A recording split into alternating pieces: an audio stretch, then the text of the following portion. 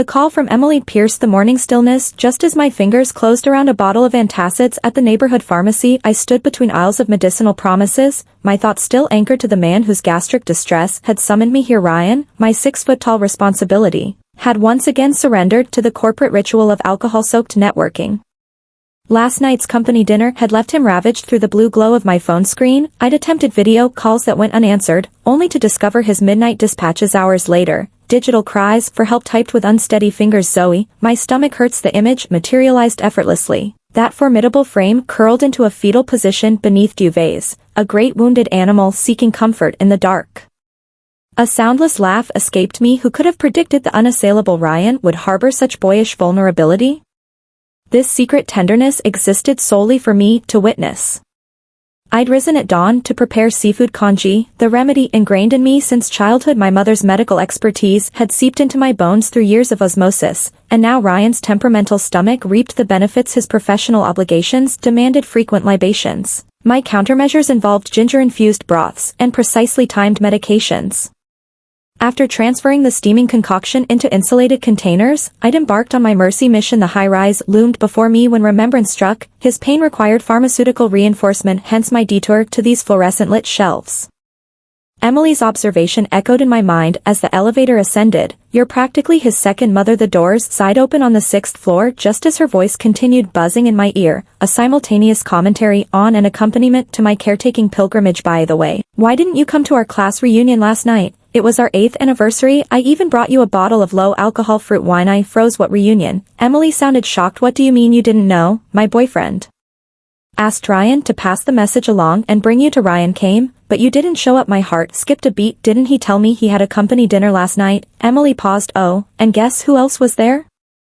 Alex. At first I thought maybe you skipped out because you didn't want to run into him, but it looks like Ryan never even told you about it. I stopped in my tracks. That name, I hadn't heard it in years. Back in high school, Alex was my closest friend. I told him everything, every secret, every feeling, including how he had been in love with my childhood friend Ryan since I was 15. I remember him being silent for a moment, then smiling slightly. You should focus on your studies for now, he said. He understood.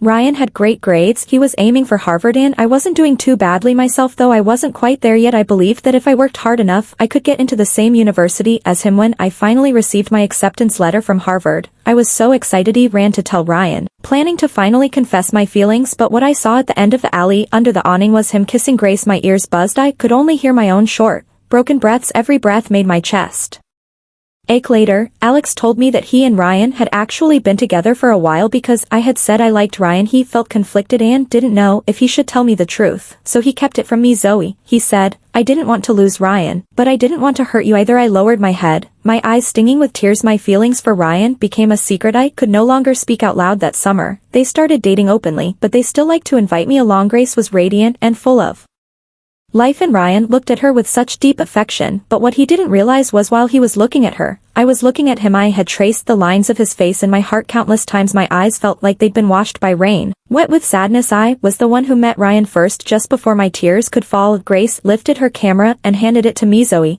take some pictures of me and Ryan, would you? Her lips were slightly curled, and with her other hand she clung tightly to Ryan's arm like she was claiming him. I lowered my eyes and took the camera. Ryan smiled at me with his arm around her shoulders. Thanks, Zoe. The two of them looked perfect through the lens. His smile was bright and carefree. He really did like Grace. And in that moment, as I pressed the shutter, I stepped out of the love triangle for good. As time passed, I gradually drifted away from both of them. Later, Ryan and I got into Harvard, while Grace went far away to the University of California, San Diego. Before she left, she smiled and told Ryan to take good care of me, saying she'd come back to visit us when she could, but I didn't think much of it. I simply kept a polite but distant relationship with Ryan. Then, 4 years later, Grace didn't keep her promise to return when she broke up with Ryan over the phone. I was right on the other side of the wall and heard every word. Ryan, usually so calm and composed, was uncharacteristically emotional, pressing her with questions, but all she did was let out a light laugh and said, Ryan, don't be childish. No one can stay by your side forever. She paused for a moment. Then if anyone would, it could only be Zoe. Maybe you two should give it a try. Of course, I never got together with Ryan, but seeing how he grew thinner and more worn down each day, I couldn't help but feel bad. Every morning, I dragged him out to run or hike, exhausting every bit of his energy. Then we'd have a big meal, go home, take a shower and collapse into sleep. After 2 months, his skin had tanned a bit, but the light in his eyes had returned from that point on. We returned to the kind of close and familiar relationship we'd had for over a decade. Ryan never mentioned Grace's name again, and I never brought her up either. It had already been 3 years since that name last surfaced in my life. Now hearing Emily mention her again out of the blue, I couldn't help but feel like something important was quietly slipping away from me. Stayed silent for a long while and Emily's voice grew anxious. Zoe, are you listening? I didn't respond. My steps slowed as I leaned gently against the door to Ryan's apartment. Inside, I could hear him talking with someone else. Come on, Ryan. Stop overthinking it. Zoe's amazing. She's been by your side for so many years. Everyone can see how much she likes you. Don't mess things up just because Grace is back. I instinctively held my breath. The person speaking was our old classmate, Daniel, the same guy Emily always called her man. He was also one of the few who knew the full story between me, Ryan and Grace. Ryan's voice sounded hoarse, probably from drinking too much last night. He always forgot to cover himself with a blanket when he drank, and the next morning wake up with a runny nose and a sore throat. Just like now, his hoarse tone carried a hint of exhaustion. I know Zoe's great, he said, but when someone throws themselves at you, it always feels like something's missing. It just doesn't compare to the satisfaction of pursuing someone yourself. A chill slowly crept into my chest. My hands and feet began to tremble, my palms slick with sweat. It felt like I'd just been punched. My mind went blank. I never thought Ryan would say something like that about me. I looked down at the medicine and the warm, fragrant seafood congee I was holding. I couldn't help but let out a bitter laugh. One text about a stomachache and I got up early to make porridge and buy medicine. If that's not throwing myself at him, then what is? Ryan wasn't wrong. After Allie slowly backed away from the door, turned around and pressed the elevator button to go downstairs. As I passed by the trash bin at the bottom of the building, I didn't hesitate to throw the medicine away. When I got home, I started cleaning out everything in my apartment that was related to Ryan, the stuffed animals he gave me, the anime figures we bought together at conventions, the birthday presents he gave me over the years, and countless photos. I gathered them all up to throw out to say goodbye to the past. I had to first clear out the memories. I never expected Grace to reach out to me on her own. Since I didn't go to the reunion last night, she said she was disappointed, so today she offered to treat a few of our classmates in town to another small gathering. I was about to politely decline when she cut me off. Zoe, it's been so many years already. You're not still mad at me?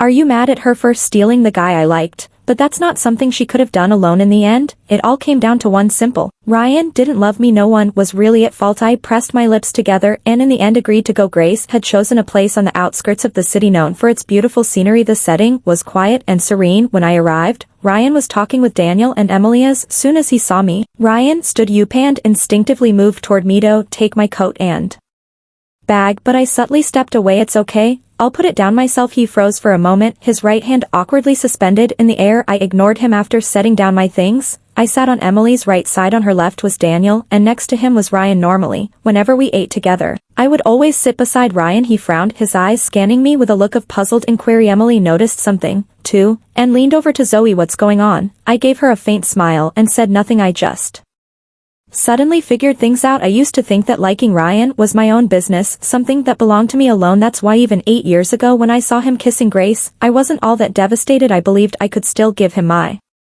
genuine blessing. Later, after they broke up, I came back to his side again to keep him company, encourage him, care for him, love him, and give to him. It had all become a habit, but what I had ignored was that maybe my habit had become a burden to Ryan. He called it throwing myself at him, and suddenly it felt like my 10 years of affection had become a joke. A valley that never echoes isn't worth leaping into. Rather than continuing to offer up my feelings just to have them trampled, I might as well take them back and give them to someone who actually needs them. Grace showed up late as usual. Her beauty hadn't changed. If anything, the passing years had added a graceful maturity to her presence. She wore a modernized cheongsam-style dress, her hair loosely pinned up with a decorative hair stick. Her every move was more relaxed than I remembered. The moment she saw me, she pointed at my t-shirt and jeans and shook her head. All these years and you're still dressing like a high schooler, Zoe. I smiled back and made small talk. Thanks for saying I still look young. She gave a vague shrug and turned, lightly taking the seat next to Ryan. With practiced ease, she called the waiter to bring out some wine. Ryan stopped her gently. Don't drink anymore. Doesn't your stomach hurt when you drink? I'll have to go buy medicine for you again. There was a hint of reproach in his words, but his tone was soft, filled with a kind of tenderness I didn't recognize. My chest tightened. Ryan also got stomach aches from drinking, but when it happened, he would just text me, "Zoe, my stomach hurts," and I would bring him warm congee and medicine without being asked. But now for Grace's stomach, he suddenly knew how to buy the medicine himself. So this is the difference between love and no love. Grace smiled brightly. "It's fine, I'm happy today, so I'll just drink a little as long as I enjoy myself." Since she insisted, he didn't push further with Grace. He always had endless patience. I tilted my head back and down the rest of my drink. Then Ryan stood up abruptly and reached across the entire table to take away the iced Coke in front of me. "Do you even know what day it is? Still drinking something cold?" His voice was tight, stern, and completely lacking the patience and gentleness he just shown Grace. My temper flared. "I don't think that's any of your business, is it, Zoe? If you end up with a stomachache, don't come crying to me," he snapped. I scoffed. "Don't worry, I want tea." At that moment, Ryan finally seemed to notice something was wrong. He was just about to speak when Grace pulled something out of her bag and set it on the table in front of him. "Oh, I almost forgot your watch. You left it at my place last night." Then she scolded him playfully. "Honestly, how many years has it been?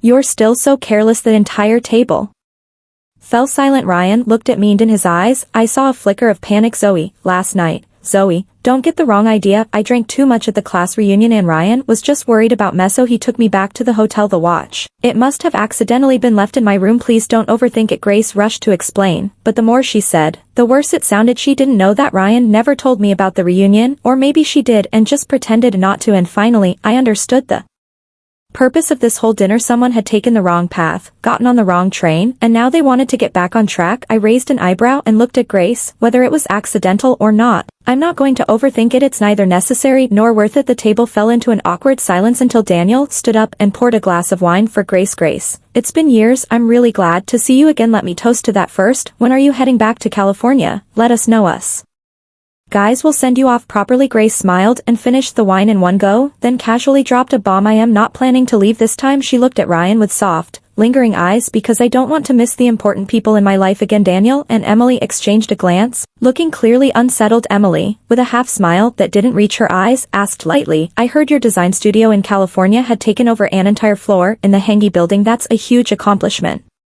You're really just going to walk away from that?" Everyone at the table knew what she was implying without saying it out loud. "Leasing an entire floor in the Hanyu building, that's premium real estate, tens of thousands per square meter annually." Grace had only been able to afford that because Harex was the owner of Hanyu Group. She'd been with him for years. There were even rumors they were about to get married. Then, for reasons unknown, the wedding was called off not long after she came back. Color drained from Grace's face in an instant. I knew Emily's question was deliberately sharp. She was doing it to stand up for me. Daniel and Ryan were best friends. Because of that, Daniel and I had been close since high school. Later, when he started dating Emily, she and I became best friends. Too, Emily didn't know the full history between me, Ryan, and Grace, only bits and pieces Daniel had told her, but she had always carried a fierce resentment toward Grace for stealing Ryan and then dumping him. Grace's lips trembled as she bit down hard on her lower lip, her face turning visibly strained. Ryan slammed his chopsticks on the table. "Is anyone actually gonna eat, or what?" His expression turned cold, brows furrowed. Even the way he looked at Emily showed irritation, but Emily wasn't fazed at all. She calmly picked up some food and smiled coolly. "Well, I wasn't the one who started saying things that ruined the appetite, was I?" Then she wrapped an arm around my shoulders. "I am the type who can't stand seeing my best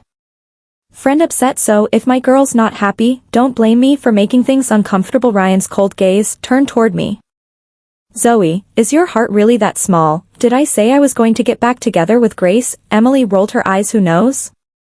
Your judgment's never been that great." Finally, tears began to fall from Grace's eyes. She stood up, head down, her tears pattering audibly onto the table. "I'm sorry. I shouldn't have come back. I am gonna go." She staggered slightly as she turned to leave. Ryan's face went completely cold. He stood, grabbed his coat, and before walking out after her, he looked at me and said just one sentence, "Zoe, you've really disappointed me." When I got home, I began gathering every last thing related to Ryan from the doorway, placing them one by one into a trash bag. When I threw out the last bag downstairs, I let out a long breath. Turns out giving up on someone you've loved for so long isn't as hard as I thought. I went back upstairs, changed clothes, and took a shower. My whole body felt lighter, like a burden had finally been lifted. Right before bed, I instinctively picked up my phone to scroll a bit. That's when I saw a message from Grace. It was a photo. Ryan in a hotel bathrobe, his hair still damp, sitting on the balcony. His eyes were vacant, lost and thought the right person, no matter how many circles they've gone in, will always find their way back, she wrote. Zoe, you lost again. My heart stung for just a second, then it let go. Maybe this is what people call fate. Until today, I had always believed that Ryan and I would end up together eventually. After all these years, there hadn't been a single other woman close to him on my birthdays. He was always the first to wish me at midnight during my period. He remembered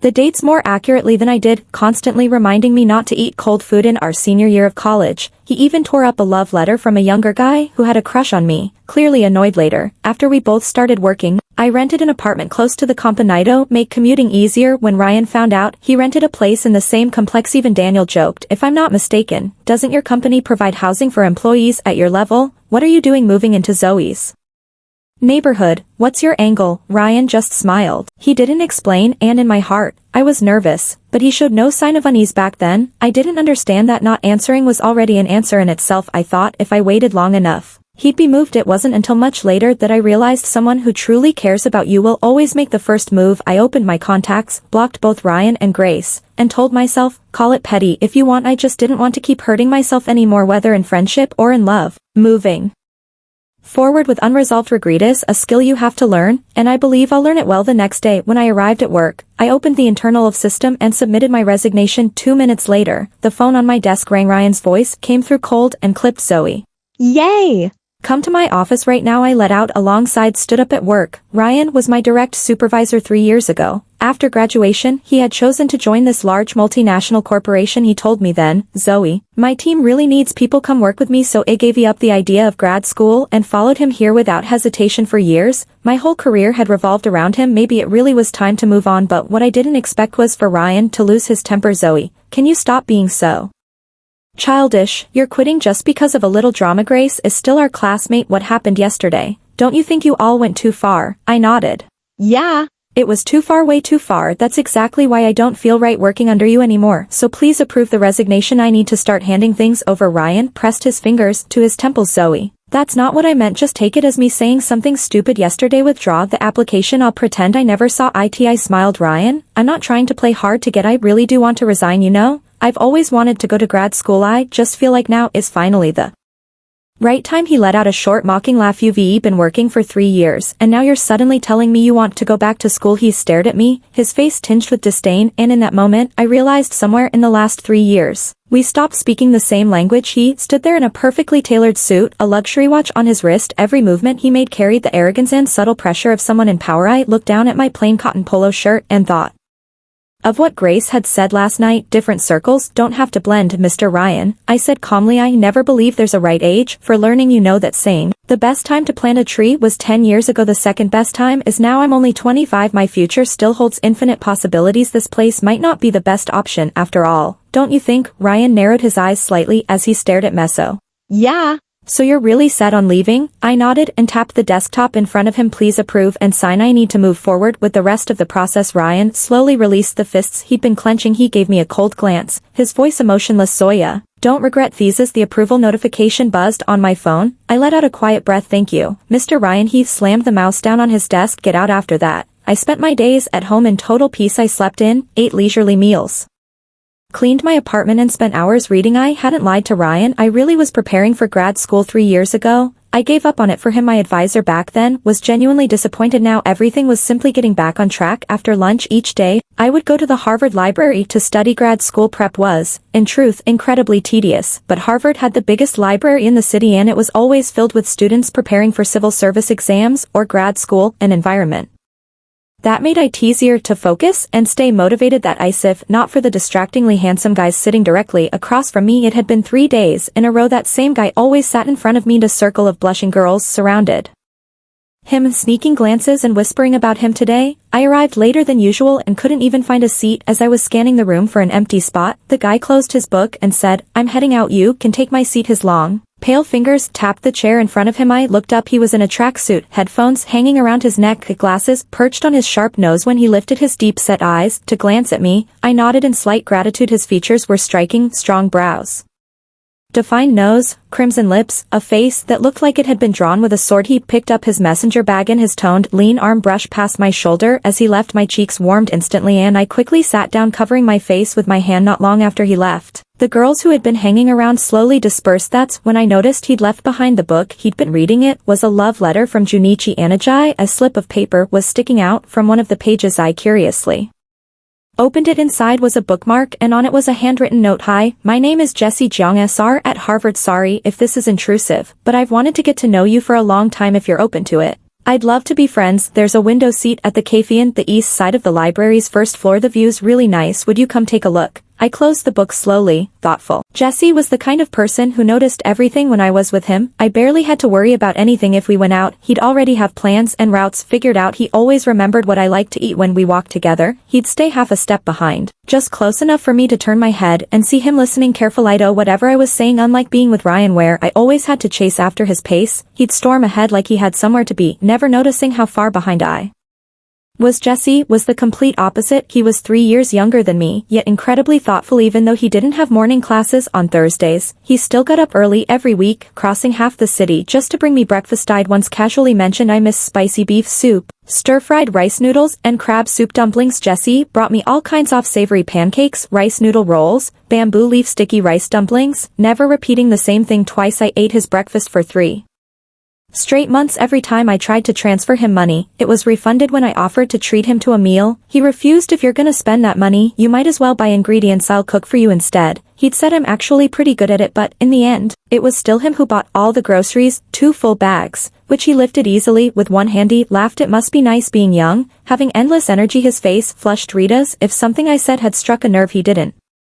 respond, just kept walking beside me with a flustered look. We were still joking around and chatting as we entered my apartment complex when we ran right into Ryan and Grace, who were walking out of their building. They were side by side, looking every bit like the perfect couple. The smile on my face instantly disappeared. Ryan's expression had been neutral, but the moment he saw me, it darkened. I had zero interest in greeting the man, nudged Jesse to keep walking. Ryan called my name, clearly agitated. I sighed and said to Jesse, go on up first, I'll be there in a bit. Just need to talk to a friend real quick. Jesse glanced at Ryan, who was striding up behind us, then gave me a small nod and without asking any questions, walked toward my building with the bags in hand. Zoe, yay!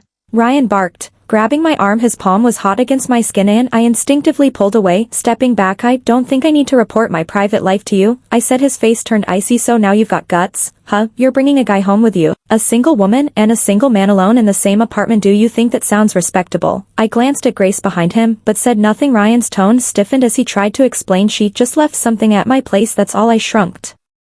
Whatever your personal life is, none of my business either. Now, if there's nothing else, I'm going. Grace came up and tugged at Ryan's arm. Zoe's already bringing someone home, so don't make a scene, she said with a smug little laugh, her tone dripping with fake sweetness. We all get it. Ryan yanked his arm away, his face stone cold. He pointed a finger at me. Zoe, I'm warning you, don't be so casual or one day you'll regret it. Without thinking, I kicked him hard in the shin while he was doubling over in pain. I darted into my building like a gust of wind. Absolute lunatics, I muttered. You two are a perfect match. Far away, Ryan stood there watching Grace catch up to him, panting from trying to keep up. For the first time, he felt a deep disgust toward himself, toward the version of him who had acted on impulse. Grace, he said coldly, let's not keep in touch anymore. I don't want you ruining what's left between me and Zoe. He gave her a sharp look. Go back to California and keep your mouth shut. The elevator opened. Meanwhile, Jesse was leaning against the wall by my front door, his eyebrows tightly furrowed. When he heard the elevator ding, he looked up sharply, and the moment he saw me, his face softened. His Adam's apple moved slightly as he swallowed. I thought maybe you weren't coming back. I was already full of pent-up frustration. You're a weirdo.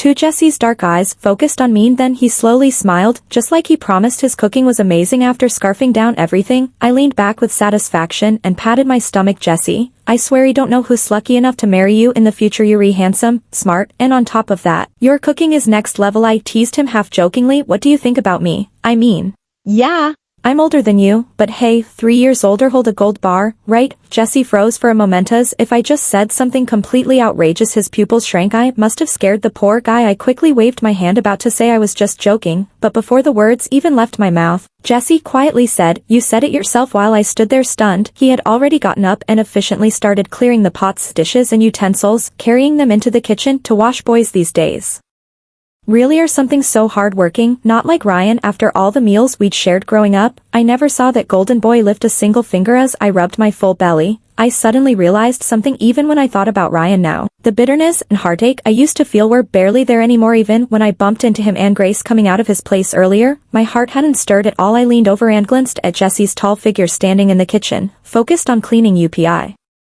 Couldn't help but sigh. There's only so much space in one's life. If someone new comes in, someone else naturally has to leave. Jesse really was a good guy when he finished washing the dishes. He even cut up some fruit and brought it out. I was munching happily when he suddenly said, "You know, you have to keep your word." Huh?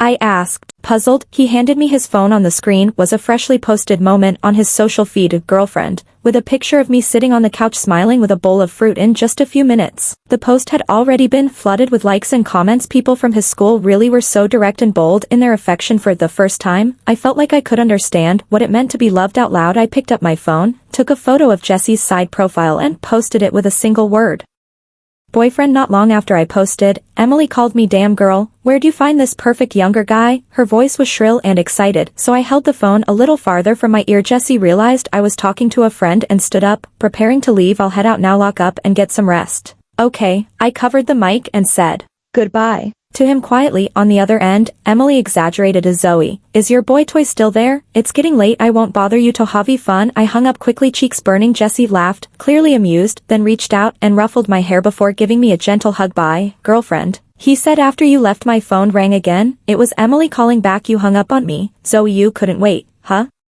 She teased. "You better take it slow. Don't scare the poor guy off." Her voice was loud on purpose, like she wanted someone next to her to hear. I lowered my voice and asked, "What are you playing at now?" "Guess." She replied, her voice bright with mischief, and then I understood. Ryan was right there next to her. Emily laughed freely. On the other end, Zoe, "There's this idiot here trying to drink himself into a coma. Want to come see him with your new man?" By the time I got to the bar, Ryan was already so drunk he could barely stay upright, yet he was still downing shot after shot like he was possessed. "How much has he had?" I asked. Emily rolled her eyes. "Don't look at us. He insisted on drinking like this." Daniel tried to stop him, but no use. Daniel was sweating bullets. "Zoe, I'm really sorry to drag you out so late. Ryan's had way too much. He kept calling your name. We couldn't stop him." At the sound of my name, Ryan raised his head from the mountain of empty bottles. His dazed, bloodshot eyes landed on me. "Zoe, I didn't move." Ryan struggled to push off the couch, dragging himself over and grabbing my wrist. "Why did you block me?" he asked. He suddenly pulled hard and I stumbled back into the couch. His grip on my wrist tightened in his reddened eyes.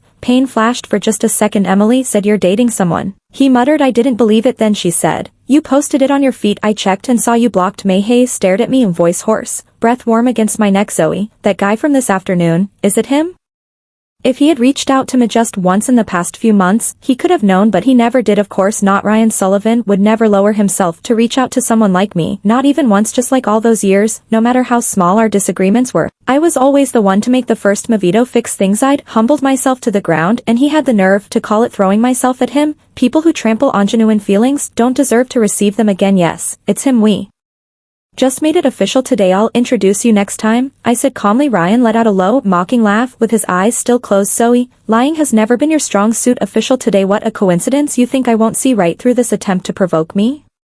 I looked at him steadily. "It really is just a coincidence. He's still a student. He has class tomorrow. That's why he didn't come with me tonight. I am busy, Ryan. I don't have time to play childish games just to get a rise out of you." A shadow passed through his eyes. "Zoe, I'm not stupid. You've liked me for so many years. I felt it. And now in just a few short months, you're telling me you're in love with someone else. Are you playing me, or are you playing yourself?" He yanked me forward, holding me against his chest like he wanted to devour me whole. So all this time he knew I liked him for years. He never gave me a clear answer, either accepting nor rejecting me. "Hey, just let me care for him. Let me hover in that gray area between friends and lovers. Let me lie awake at night, wondering what he really felt." But love, real love, can't be hidden. If it's not there, you can feel that too. I couldn't believe I didn't understand that sooner. "Ryan, I get tired too. I want to be cared for. I want to be someone's priority. I want someone who truly cherishes what I feel." He scoffed. "So what? You're just grabbing on to the next thing you can find to feel secure. You don't really like him, do you?" At the thought of Jesse, a warmth bloomed in my chest. "No, I do like him." Ryan's face darkened instantly. "Zoe, don't look at me like that. It makes me want to kill someone," I sighed. "Ryan, stop. Grace is already back. You don't need to act like you're upset I've fallen for someone else." His eyes flashed. "So this is about Grace. You're doing this on purpose."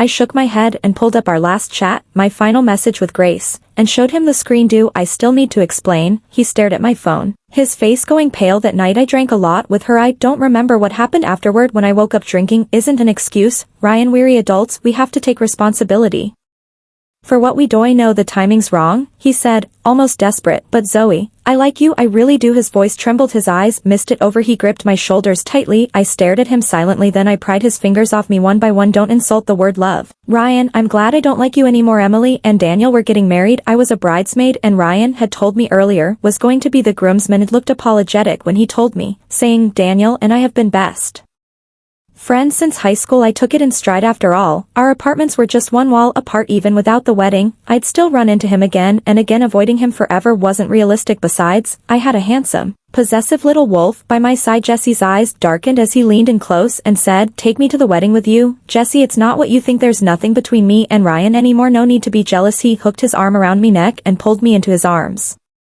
brushing a soft kiss against my lips. I just want to see how bad your taste used to beat the hotel. Emily froze for a moment when she saw me arrive with Jesse. Emily immediately pulled me over and whispered in my ear, you sneaky girl. You're eating this well now. Jesse rubbed the space between his eyebrows and gave a helpless smile, which, of course, set off another round of fangirling gasps from Emily. He had dressed up today, swapping his usual sporty clothes for a sharp black suit. The change gave him a more refined, mature look. Zoe's here. Daniel waved at me from across the room. Standing next to him was Ryan, whose face looked dark enough to rain. Aren't you going to introduce us? Ryan said coolly, his gaze sharp and cold as it landed on Jesse. Then he froze, tilting his head. He studied Jesse's face and suddenly his expression changed. You're that underclassman from 3 years ago, the one who tried to give Zoe a love letter. All three of us, Emily, Daniel and I, looked at Ryan in disbelief. Jesse raised his chin, one eyebrow arching. Impressive memory, senior, just one encounter, and you still remember it after 3 years. My jaw practically hit the floor. I pointed to myself. Wait, who gave who a love letter?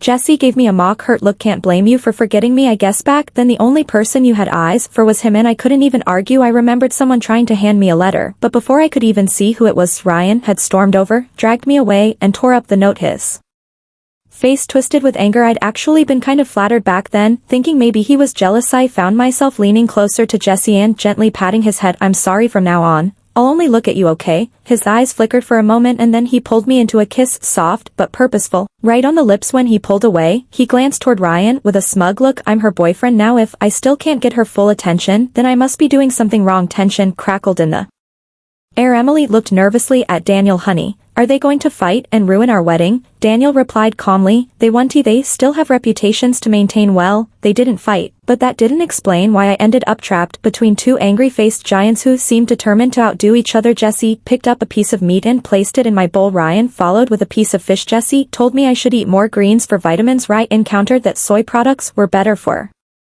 nutrition. In no time my bowl was overflowing. Vein and Jesse's temple visibly twitched. Senior, don't you think it's a bit inappropriate to use your chopsticks to serve my girlfriend? Ryan didn't flinch. Zoe and I have always been like this since we were kids. If you can't handle that, there's the door. I slammed my overflowing bowl onto the side dish plate. Enough, both of you. I don't want to eat anymore. Then I turned to Ryan. Can you please stop? I don't want to make a scene and embarrass you in public. His smile faded slightly, lips tightening. Zoe, is there really no chance left for me? This was Ryan, usually aloof, now showing rare vulnerability and sorrow on his face. Can't you give me a fair chance?